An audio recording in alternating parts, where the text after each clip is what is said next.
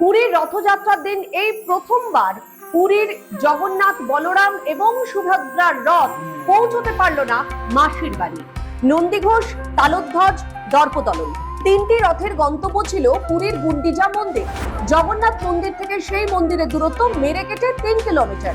কিন্তু শুক্রবার সকালে মন্দির থেকে রথ বেরিয়েও পৌঁছতে পারেনি গন্তব্যে। সন্ধ্যে 7:45 থেমে গিয়েছিল যাত্রা। সারা রাত পুরীর রাস্তায় রাখা ছিল 3টি রথ।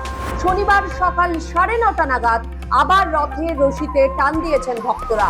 প্রশাসনের একটি সূত্র বলছে, গ্র্যান্ড রোডে বলভদ্রের রথ যেটি সবার আগে থাকে, সেই রথটি বাঁক ঘুরতে পারছিল না।